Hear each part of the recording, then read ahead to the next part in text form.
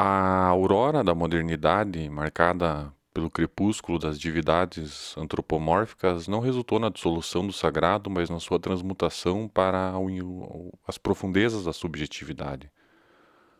Quando Jacques Lacan proferiu a sentença de que Deus é inconsciente, ele opera uma subversão radical na herança freudiana, deslocando a religião do campo da ilusão consoladora para o cerne da estrutura que constitui o ser faltante.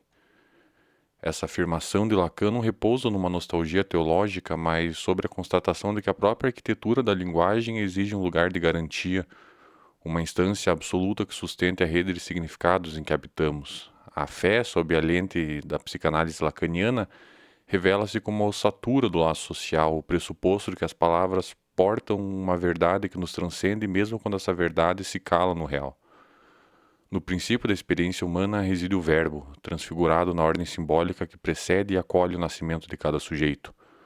O inconsciente habita o espaço onde a linguagem se torna carne, onde a biologia bruta é capturada por uma rede de símbolos que a fragmenta e a reorganiza segundo leis que o sujeito desconhece por completo.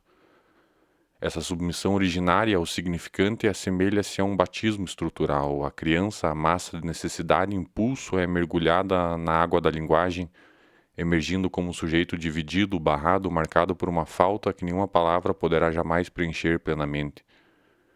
E a estrutura linguística da fé manifesta-se precisamente nessa confiança cega de que o outro possui o código da nossa existência, de que há um sentido oculto que justifica a nossa dor e os nossos desejos mais profundos.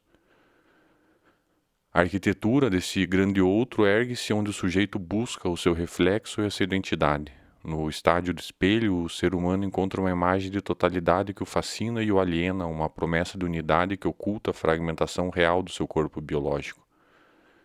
Essa identificação imaginária constitui a primeira forma de crença, o ato primordial da fé. O sujeito acredita ser a imagem que vê no espelho, ignorando que essa imagem é uma construção mediada pelo olhar do outro.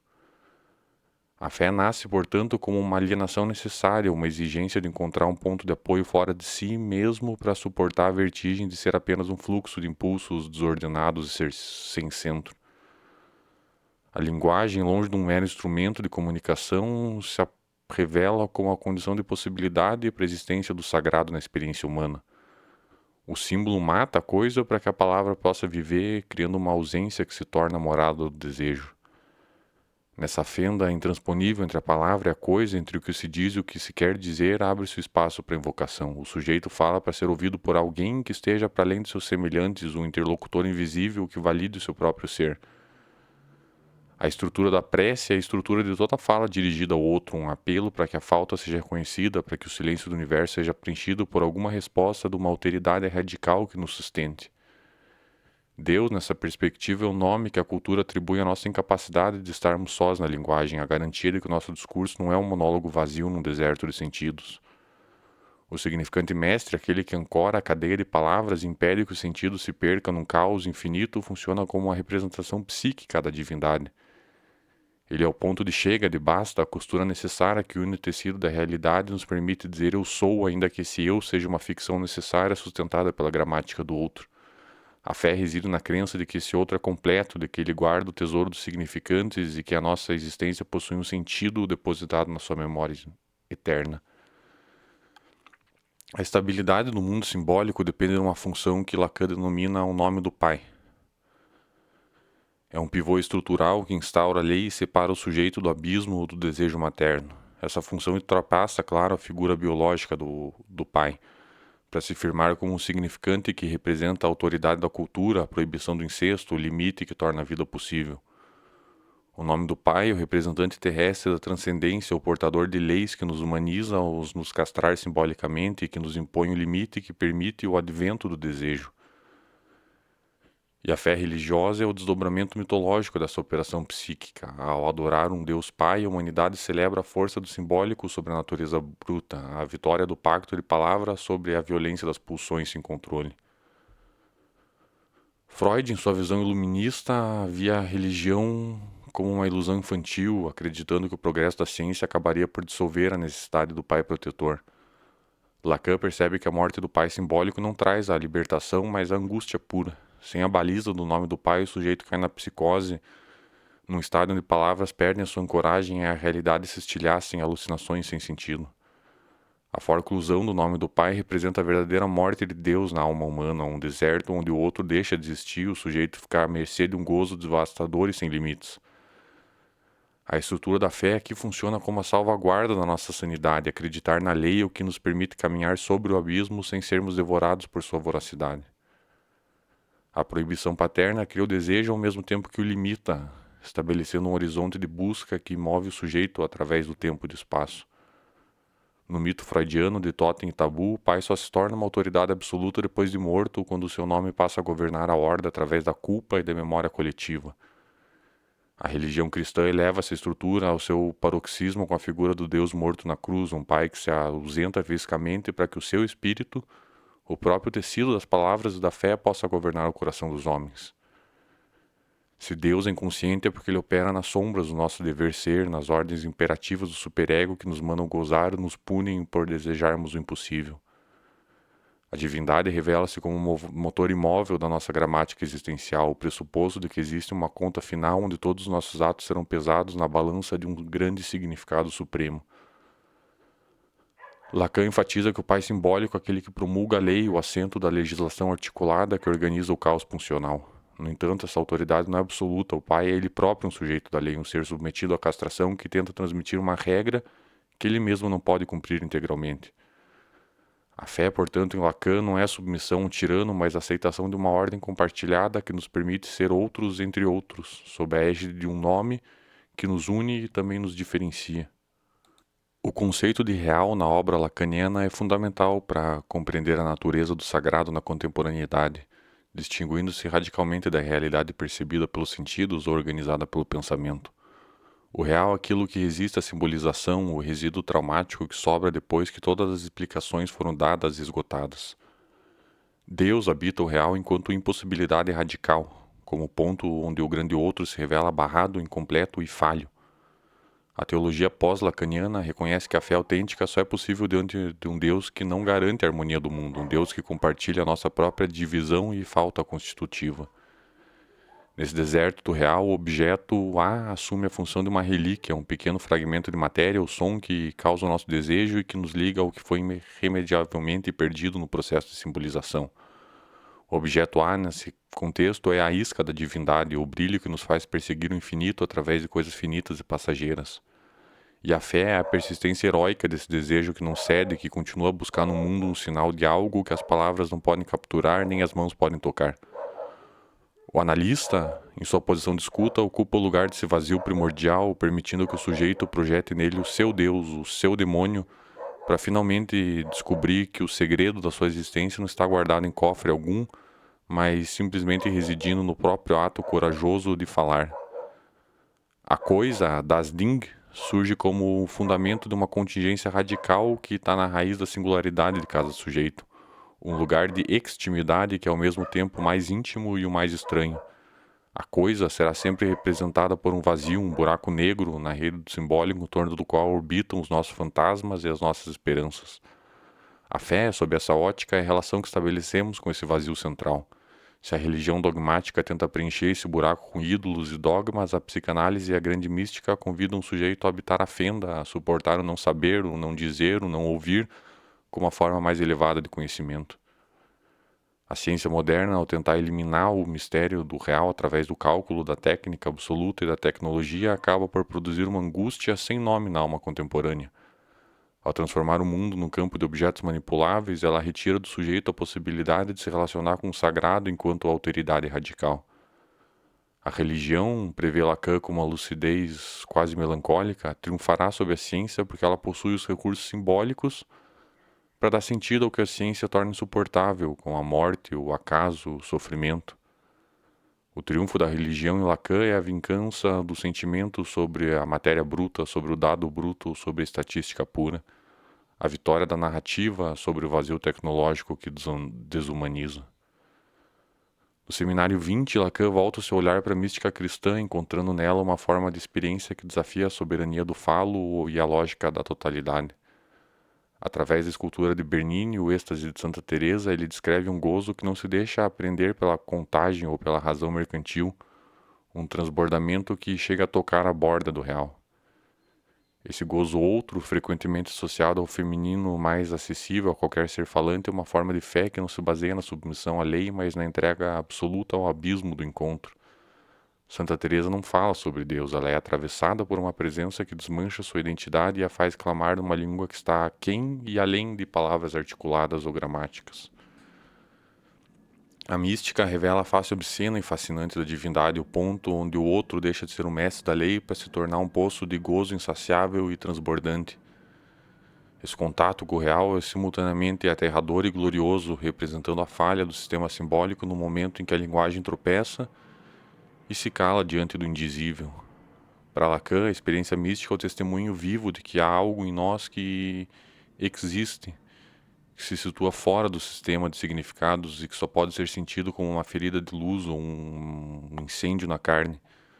O rosto de Deus, nessa perspectiva radical, confunde-se com o rosto do vazio, com a plenitude negativa que os teólogos apofáticos chamariam outrora de treva divina ou nuvem do não saber. A outra, a jouissance gozante, é uma forma de satisfação que não busca objeto para possuí-lo, mas que se compraz no próprio ato infinito de desejar. Enquanto que o gozo fálico é finito, masturbatório e centrado na autonomia do ego, o gozo da outra é uma abertura para a alteridade radical, uma forma de amor que não espera reciprocidade porque se basta no encontro com o impossível. Os escritos de São João da Cruz e Santa Teresa d'Ávila são tratados de psicanálise profunda, porque descrevem com rigor a disposição do ego e a submissão do sujeito a uma força que o habita sem lhe pertencer inteiramente. A estrutura da fé mística é o avesso da religião dogmática. Se essa última busca o sentido e a ordem, a primeira busca o encontro cru com o real que nos constitui como seres de falta. A estética barroca, com seu uso de metáforas, hipérboles e alegorias, serve a Lacan como o veículo perfeito para transmitir a verdade do inconsciente. O barroco não é um período histórico, mas uma categoria do espírito, uma categoria que exalta o movimento, a tensão, o drama da carne em busca de transfiguração. As formas contorcidas, o chiaroscuro ou a teatralidade excessiva são a contrapartida estrutural do classicismo racionalista, indicando que a verdade do sujeito reside sempre no seu excesso e na sua desestabilização. Nessa exibição do corpo, que evoca o gozo sem a necessidade da copulação, Lacan vê a admissão da realidade humana, o impasse inscrito em toda a satisfação.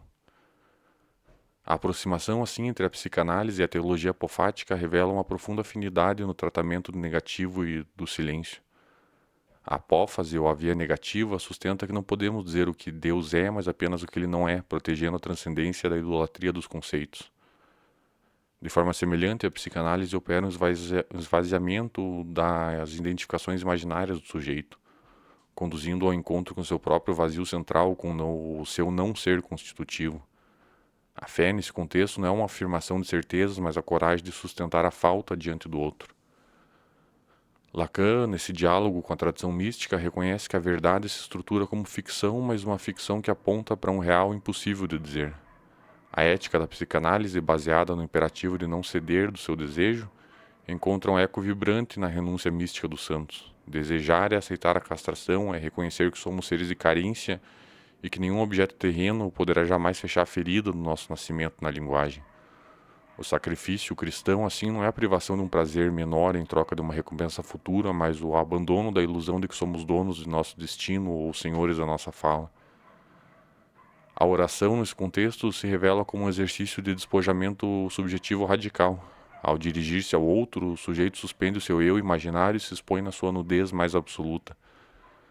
A fé é o ato de sustentar o desejo mesmo quando o outro parece morto, mudo ou indiferente. A fé é a fidelidade ao significante que nos deu um nome e nos lançou ao mundo.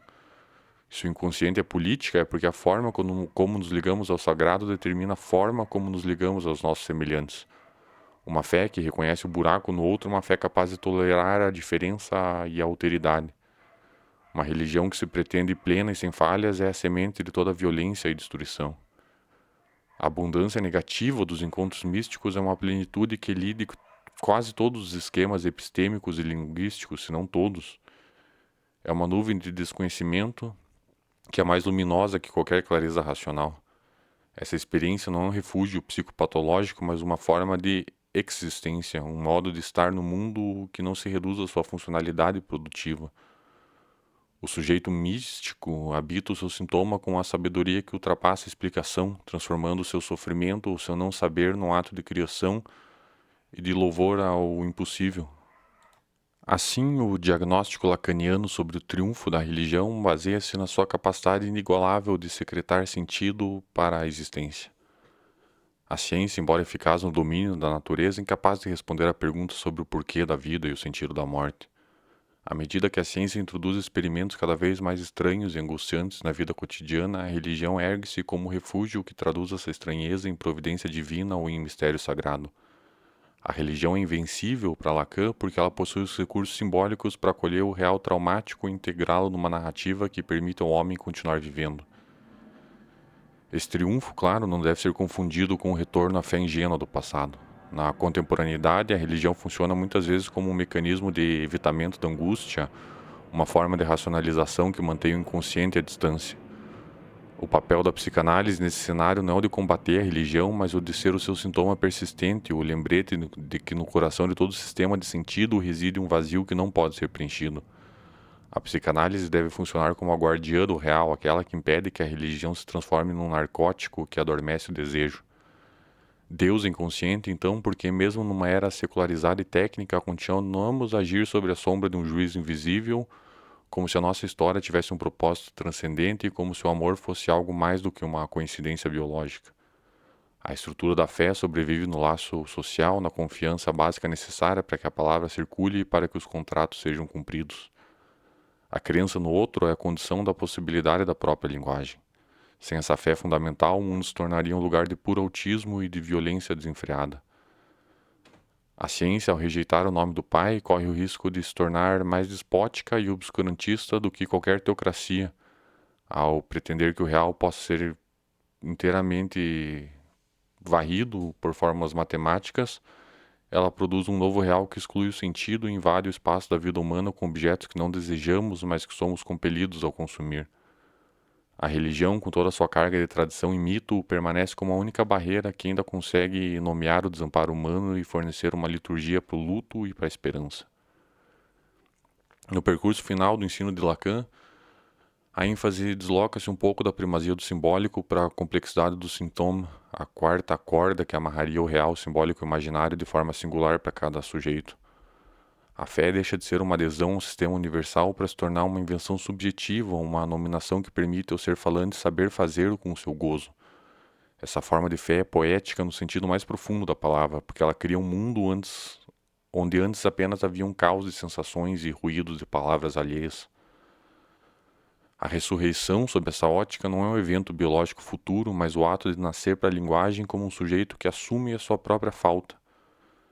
É o momento em que o verbo, com V maiúsculo, se encarna na história humana, na história individual, transformando a repetição cega do destino na liberdade de um desejo que se reconhece. Se Deus é inconsciente, é porque Ele é a própria estrutura da possibilidade. Se o espaço vazio onde a nova palavra pode ser dita e onde o laço com outro pode ser renovado com amor. A psicanálise não conduz ao ateísmo superficial da negação, mas a uma forma de fé que atravessa o fantasma de um Deus protetor para encontrar o Deus do abismo, da graça. É uma fé que não teme o silêncio do céu porque sabe que o sagrado habita o coração da própria fala humana, ou na beleza de um significante que brilha no real. Ser fiel é, talvez em última instância, ser fiel ao seu próprio inconsciente, ao mistério que nos habita e nos faz caminhar em direção a um outro que nunca poderemos possuir, mas que nunca deixaremos de perseguir. O ensaio lacaniano sobre o divino encerra-se com a percepção de que a religião e a psicanálise são as duas faces de uma mesma moeda existencial, se é que podemos dizer. Enquanto a religião dá sentido ao vazio, a psicanálise nos ensina a amar o vazio como a fonte de todas as nossas criatividades e nosso amor. Deus continuaria a sussurrar nas entranhas do sujeito, não agora como um dogma imposto de fora, mas como uma estrutura linguística que nos permite, em meio ao naufrágio do tempo, dizer o nome da nossa própria verdade e encontrar nela nossa única e verdadeira morada. A estrutura linguística da fé é, portanto, o reconhecimento de que somos hóspedes de um discurso que nos ultrapassa e ao mesmo tempo nos funda. Cada ato de fala é um ato de fé na existência de um sentido, cada silêncio é uma homenagem ao real que nos escapa e cada desejo é a prova de que Deus, inconsciente, é a forma que mantém o nosso mundo em movimento, girando em torno de um centro que é ao mesmo tempo nada e tudo. É nessa prosa interna, densa da nossa alma, onde o rigor do conceito se dissolve no ser, que encontramos aí o lugar de Lacan, como alguém que nos mostrou que para encontrar o divino devemos primeiro mergulhar no abismo das nossas próprias palavras.